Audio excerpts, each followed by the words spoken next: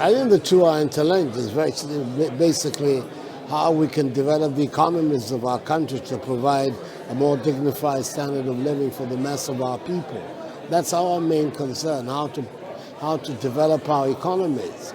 We're sitting on all the resources in the world, and yet we are the poorest people on the globe.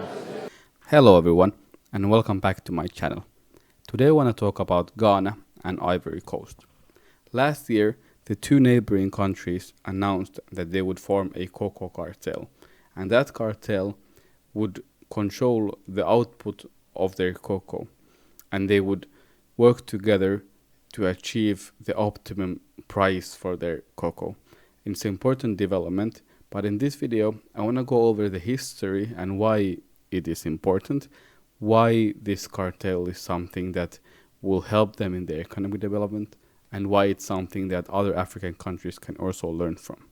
Now, the man you just saw there is Ghana's president, Nana Akufo, and this video is 3 years old, and in this video he will explain to us why he first decided to contact Ivory Coast government to work on this issue. Côte d'Ivoire and ourselves, between us, we produce 60% of the world's output of cocoa. 2015, the returns to us, 2 billion to Ghana, 3.75 billion to Côte d'Ivoire, 5.75 billion amongst us. The global chocolate market is of 100 billion plus. So you're looking at a situation whereby the farmers who produce get something like 5 to 5.5% of the global value chain. Currently the numbers are a bit different. Ghana and Ivory Coast are producing about 70% of the world output, so their market share has actually increased. On top of that, they were getting only about 2% of the revenue, global revenue. Now, this was before they instituted the cartel. And on top of that, the farmers are barely making a living. They make anything from $600 to $3,000 annually. So they are barely making a living, and they often have to do something else on top of their cocoa farming. President, are you telling me that you would come together with Côte d'Ivoire to try and kind of have a united front in talking about cocoa prices? I think it's a very good idea. And they want to? Côte d'Ivoire wants to? The clear impression that I have from their president is that they do. And at the moment, in fact, both our governments, our cocoa officials, agriculture ministers are in fact in regular contact, talking about how best we can develop this common front and common attitude. I think it makes sense. Could it also be in decreasing output, actually, of cocoa price? Well, these are all the matters that I think that if we sit around the table together. I hope you noticed her reaction. First, she couldn't believe that Ghana and Ivory Coast were even sitting at the same table. She was like, what? Ivory Coast wants to work with you? And then she was like, oh, but that means that you don't have to produce so much so that the prices will go up. Her reaction in this interview is, however, 100% correct. The problem that we have in Africa is that we are competing with each other even though we are the only ones who have the natural resources. So you might see countries that are neighbors, like Ghana and Ivory Coast. They control their 70% of the world's output. There's nobody that can compete with them. That is almost like a literal monopoly. You can do whatever you want. But when countries are competing with each other, they would produce more and more every year. Now what that means is that the price of that product or that resource goes down every year. So you are making less and less money, even though you are giving the buyer more and more value of their product. So the buyers, Mars, they get the cocoa with the cheaper and cheaper prices. Same thing with all the other resources. But the sellers, they have to sell more and more just to make the same amount of money. That's why the smaller farmers have been getting poorer and poorer in the last 30 years, while the chocolate market is growing bigger and bigger. And that's unsustainable. That's totally unsustainable. However, if you work together and then you say, you know what, let's limit the output of this product. Well, then what that means is that the price will go up, and when the price goes up, you will have to produce less to make that same amount of money. And that means more money to the local farmers, more money to the producers and to the governments, but less money to the people who are making the chocolates. Because we are all used to the market forces as a price determinant in the marketplace. Now, how will they be fixing this price? What are the things that will make them fix it? These are the things that we need to know. Otherwise, it might go the route of what happened in Central America in the 80s, when there was price fixing like this for coffee. And at the end of the day, it didn't work. And they returned to status quo. So, I mean, we got to look at that and make sure that this piece is very clear to the whole world and clear to the operators. And once that is in place, then it can be sustained. But do you think the market might push back? I mean, the buyers might say, look, I mean, this is the way market work. We need market forces to determine prices in the first place. So we're not sure if this is going to work on for us too as buyers of the commodity. Exactly. That's the thing. We expect there will be some pushback, no doubt. Because unfortunately, he was right, and there was a huge backlash.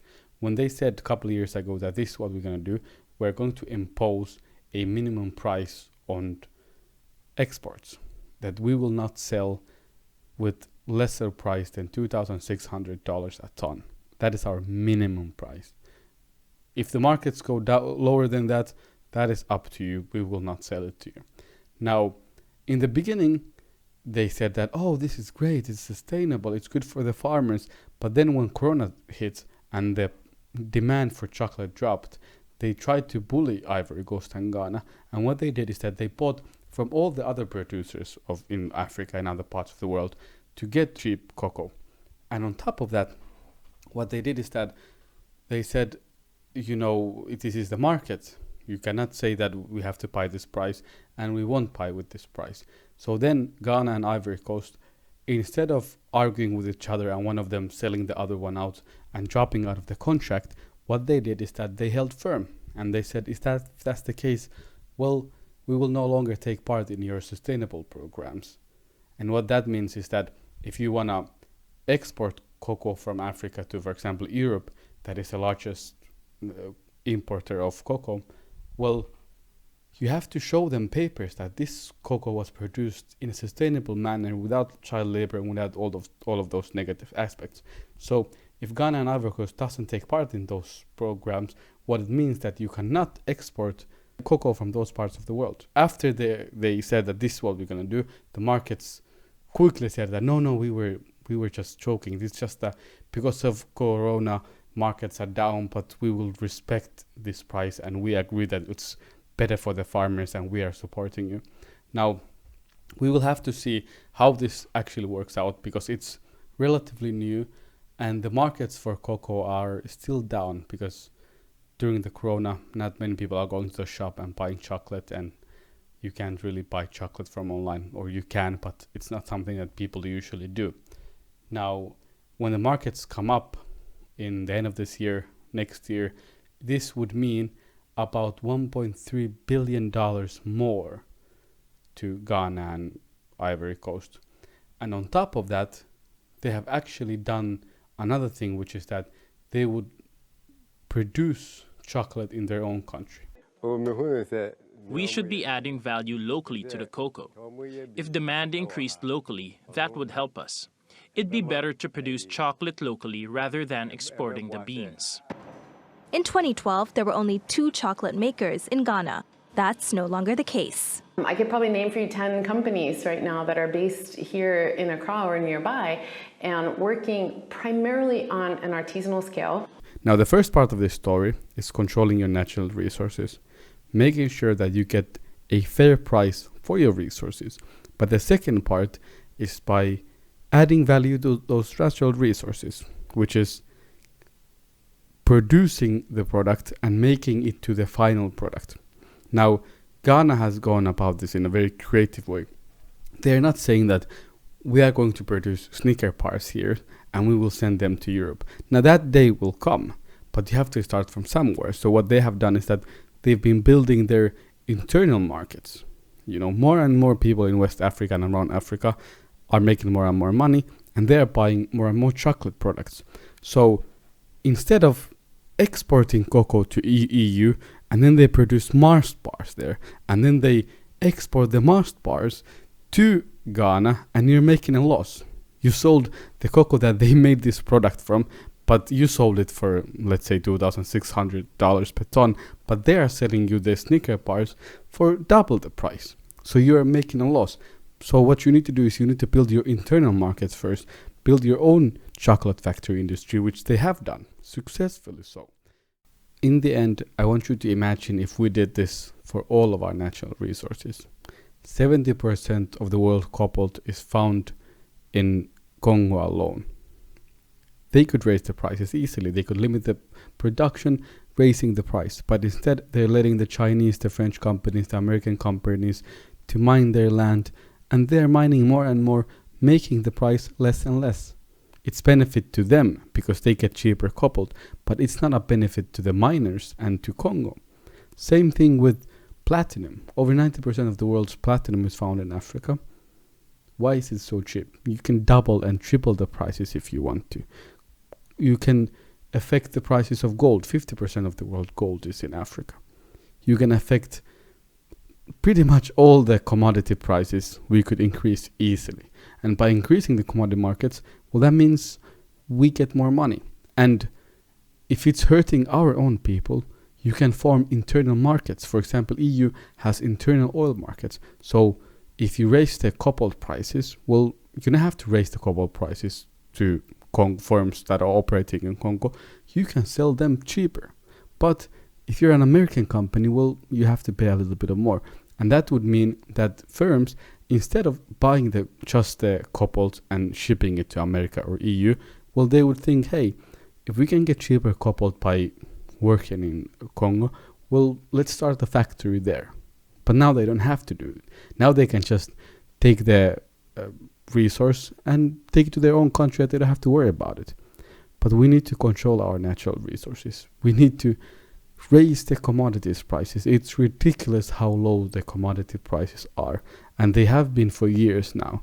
And this is just a way that we are getting poorer while the rest of the world is getting richer and richer. The only reason why this is happening is because we are just too stubborn to work together. If you want to find out more about the European internal markets, I made a video about 5 things that we could copy from the European Union. Now, you can go and watch that video. I hope you like this one, and I'll see you all on the next one. Thank you for watching.